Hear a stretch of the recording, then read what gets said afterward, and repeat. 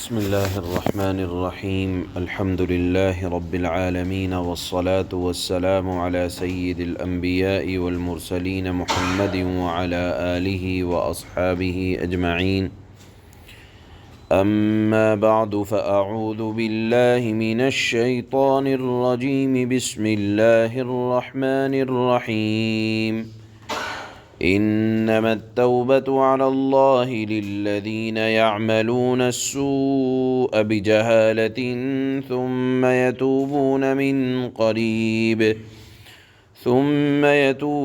من قريب فأولئك يتوب الله عليهم وكان الله عليما حكيما وليست التوبة للذين يعملون السيئات حتى إذا حضر أحدهم الموت قال إني تبت الآن ولا الذين يموتون وهم كفار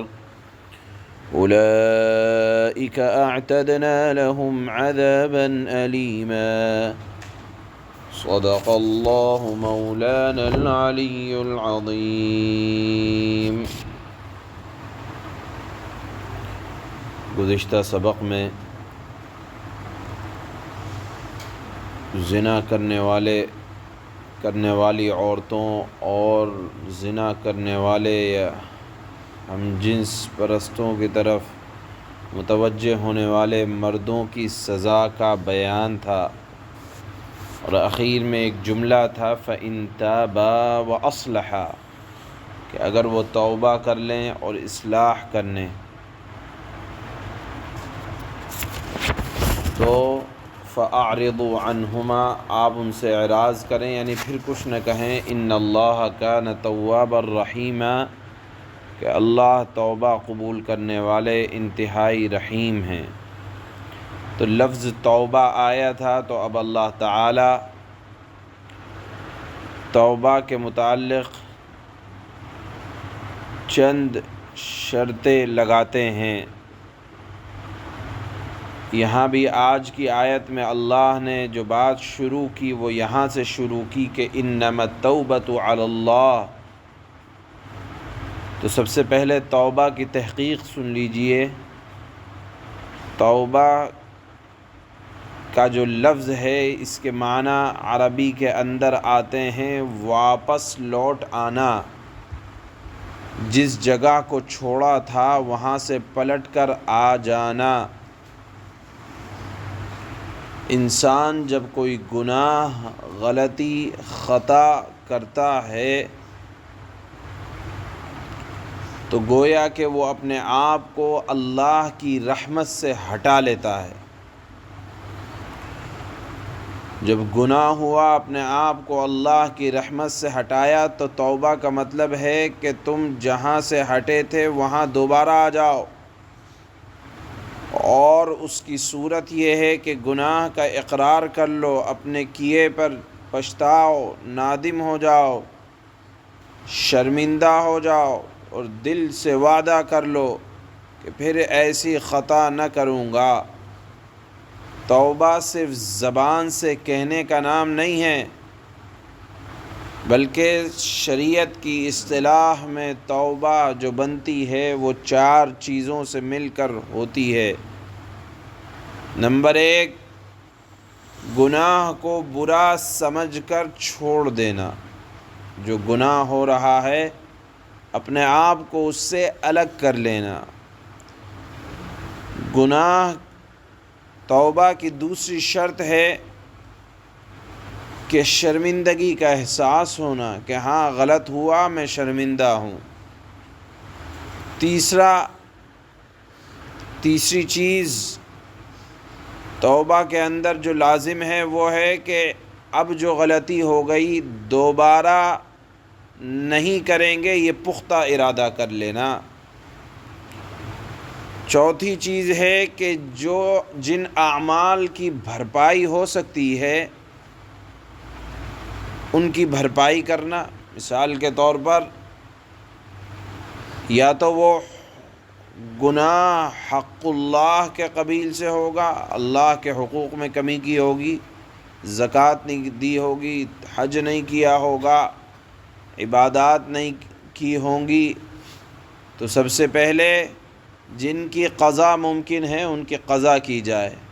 نمازیں چھوٹی ہیں قضا کی جائے، زکوٰۃ نہیں دی کئی سالوں کی زکوٰۃ دی جائے،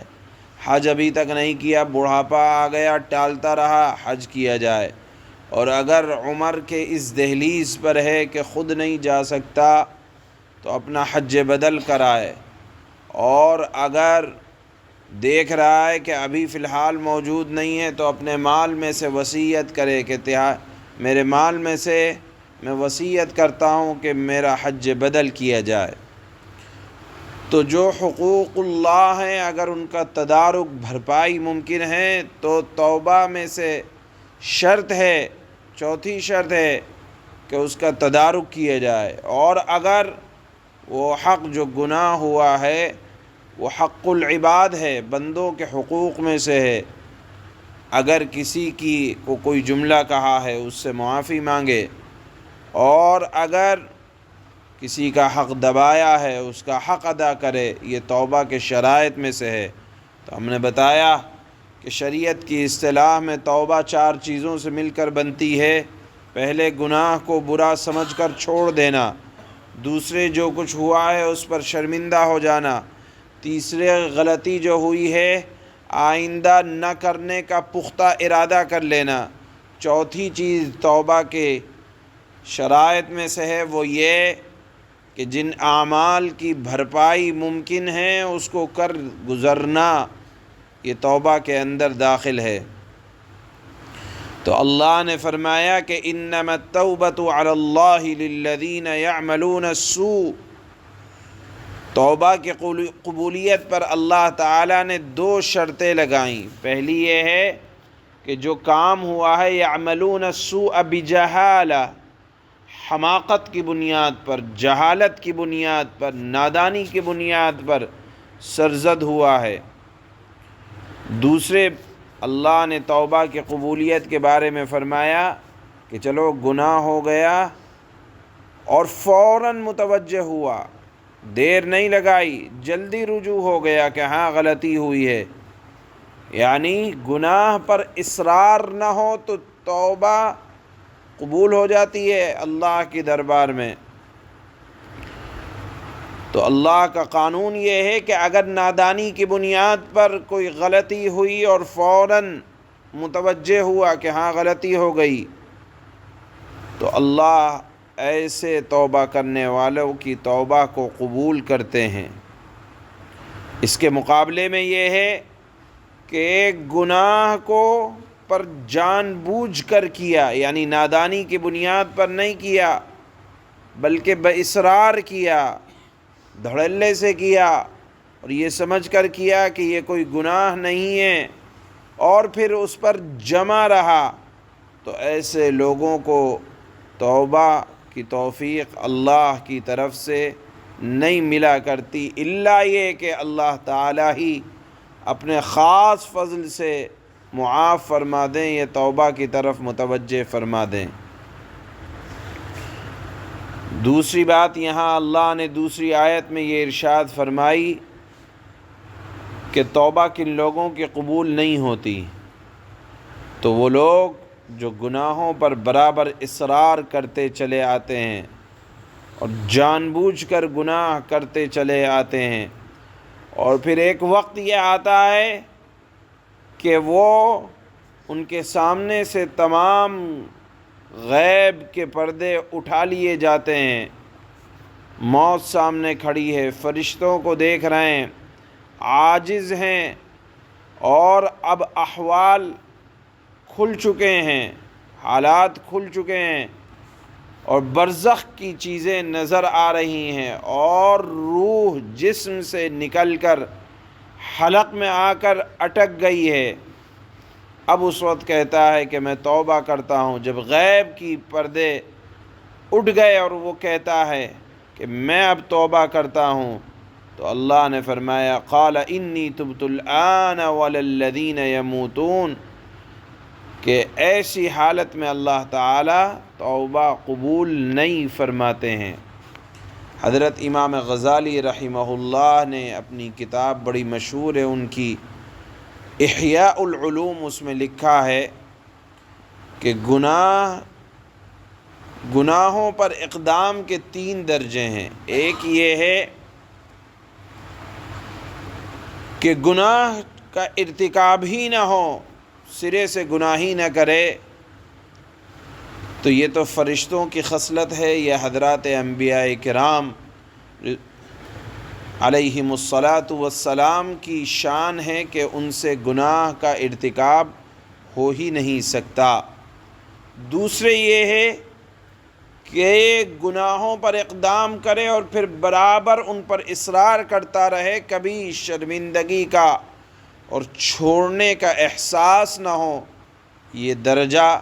شیاطین کا ہے، شیاطین الانس ہوں یا شیاطین الجن ہوں۔ انسانوں میں سے بھی بہت سے شیطان کے درجے پر فائز ہوتے ہیں کہ برابر گناہ کرتے اور اصرار کرتے چلے آتے ہیں حتیٰ کہ موت کا وقت قریب آ جاتا ہے۔ تیسرا اور درمیانی درجہ یہ ہے کہ گناہ انسانوں سے ہوتا ہے اور نادانی کی بنیاد پر ہوتا ہے، تو بہترین توبہ کرنے والے وہ ہیں جن کو جلدی سے احساس ہو جائے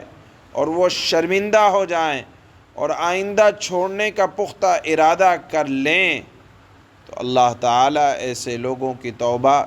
بہت جلد قبول کرنے والے ہیں۔ اور یہی آیت میں، پہلی آیت میں اللہ تعالیٰ نے ارشاد فرمایا ہے، چنانچہ فرماتے ہیں اللہ: انما التوبة على الله للذين يعملون السوء بجهالة ثم يتوبون من قريب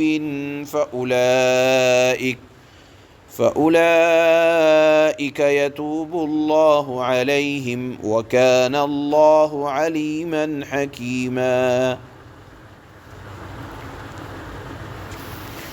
اللہ نے توبہ قبول کرنے کی جو ذمہ داری لی ہے وہ ان لوگوں کے لیے ہے جو نادانی سے کوئی برائی کر ڈالتے ہیں، پھر جلدی ہی توبہ کر لیتے ہیں، اللہ ان کی توبہ قبول کر لیتا ہے۔ اللہ ہر بات کو خوب جاننے والا بھی ہے، حکمت والا بھی ہے۔ وَلَيْسَتِ التَّوْبَةُ لِلَّذِينَ يَعْمَلُونَ السَّيِّئَاتِ حَتَّى إِذَا حَضَرَ أَحَدَهُمُ الْمَوْتُ قَالَ إِنِّي تُبْتُ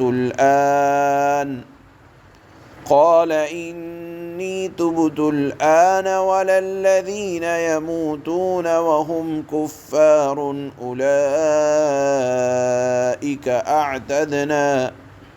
أولئك أعتدنا لهم عذابا أليما۔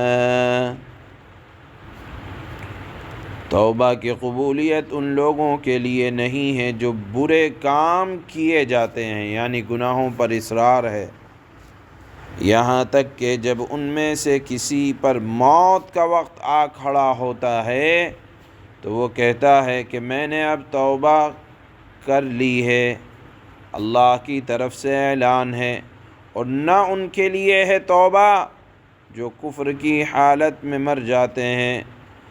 ایسے لوگوں کے لیے، یعنی جو گناہوں پر شرمندہ نہیں ہیں، اصرار کیے جا رہے ہیں، بڑھاپا آ گیا، بڑھاپا آنے کے بعد بیماری نے گھیر لیا، ابھی بھی توبہ کا دروازہ کھلا ہوا ہے،